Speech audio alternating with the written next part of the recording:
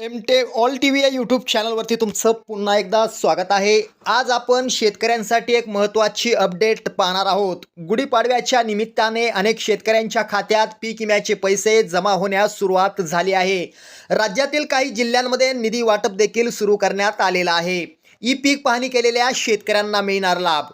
सरकारने स्पष्ट केले आहे की ज्या शेतकऱ्यांनी ई पीक पाहणी केली आहे आणि ज्यांचं नाव यादीत आहे त्यांनाच पीक विम्याचा लाभ मिळणार आहे. जर तुमचे नाव यादीत असेल तर तुमच्या बँक खात्यात लवकरच पैसे जमा केले जाणार आहेत.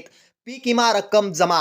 राज्यातील अनेक जिल्ह्यांमध्ये पीक विमा रक्कम टप्प्याटप्प्याने जमा केली जात आहे. गुढीपाडव्याच्या पार्श्वभूमीवर सरकारने शेतकऱ्यांना दिलासा देण्यासाठी निधी वितरित करण्यास सुरुवात केली आहे. आज ज्या जिल्ह्यांमध्ये वाटप सुरू आहे त्या जिल्ह्यांची यादी, निधी हे देखील आपल्याजवळ आलेलं आहे. बघा, आज काही जिल्ह्यांमध्ये वाटप सुरू असल्याची माहिती मिळत आहे. यामध्ये नागपूर, अमरावती, यवतमाळ, वर्धा, अकोला, बुलढाणा, जळगाव, धुळे, नाशिक, परभणी, जालना, बीड, लातूर, धाराशिव, त्यानंतर नांदेड, कोल्हापूर, सांगली, सातारा, पुणे, सोलापूर, अहिल्यानगर या जिल्ह्यांमध्ये पीक विमा निधी जमा होण्याची प्रक्रिया सुरू आहे. कोणाला पैसे मिळणार नाहीत तर बघा, ज्यांनी ई पीक पाहणी केली नाही, अर्ज करताना चुकीची माहिती दिली असेल, बँक खाते आधारशी लिंक नसल्यास आणि विमा अर्ज वेळेत भरला नसल्यास पीक विम्याची रक्कम मिळणार नाही. गुढीपाडव्याच्या निमित्ताने राज्यातील शेतकऱ्यांना मोठी खुशखबर आहे. राज्य सरकार आणि पीक विमा कंपन्यांकडून जवळपास 900 कोटी रुपयांचा निधी वाटप करण्यास सुरुवात झाली आहे. ज्या शेतकऱ्यांनी पीक विमा भरला आहे आणि ई पीक पाहणी केली आहे अशा शेतकऱ्यांच्या खात्यात टप्प्याटप्प्याने पैसे जमा होत आहेत. पीक विमा मिळवण्यासाठी महत्त्वाची अट काय आहे ते देखील पाहूया. शेतकऱ्यांनी पीक विमा अर्ज भरलेला असावा, ई पीक पाहणी पूर्ण केलेली असावी, बँक खाते आधारशी लिंक असावे, जमीन आणि पीक माहिती योग्य असावी. जर या अटी पूर्ण असतील तर पीक विमा रक्कम थेट बँक खात्यात डीबीटीद्वारे जमा होत आहे.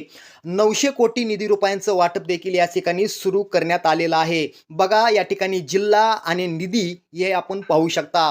नागपूर जिल्ह्यासाठी 45 कोटी रुपये, अमरावतीसाठी 40 कोटी, यवतमाळसाठी 50 कोटी, तर वर्धा जिल्ह्यासाठी 32 कोटी आणि अकोला जिल्ह्यासाठी 30 कोटी.